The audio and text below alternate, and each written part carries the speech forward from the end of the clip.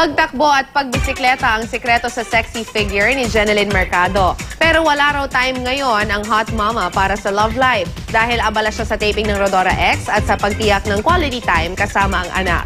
Ang Star Bites sa ni Nelson Canlas. Sexy si Jeneline Mercado sa pictorial niya para sa isang beauty company.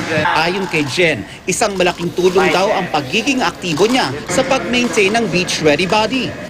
Naisisingit kasi niya sa kanyang mga taping ang pagtakbo at pagbibisikleta. Pagbibiro namin, lalo siyang sumisexy sa tuwing magiging single siya. Hindi naman dapat pag single lang, kailangan, 'di ba? Lagi, palagi. Hindi reason yung single ka, so kailangan saka ko lang alagaan yung katawan ko kasi single ako, 'di ba? Hindi dapat ganoon. Dapat palagi mong inaalagaan yung katawan. Hindi na raw niya gustong pag-usapan pa ang kanyang ex-boyfriend na si Luis Manzano. Matagal na raw siyang naka-move on. At sa mga umaaligid sa kanya, sa unang beses pa lang na magparamdam, block na raw agad. Hindi muna ako nag-entertain. Ayaw Yung bite mo, no? Sir, Yung not bite dating. mo. Hindi pa. Bakit? Bakit hindi? Pahinga muna. Tsaka wala pa yun sa priorities ko.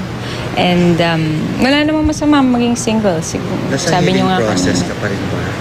Or healed na?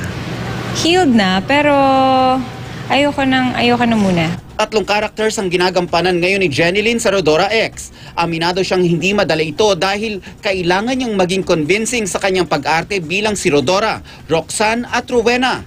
Mabuti na lang daw at hindi niya nadadala ito sa kanyang pag-uwi. Kailangan lang bago ka umalis ng set at pag sinabing pack up, wrap up din. Hindi pwedeng dala-dala mo siya hanggang bahay. At ngayong bakasyon, simpleng summer bonding ang pinaplano niya sa kanyang anak na si Alex Jazz.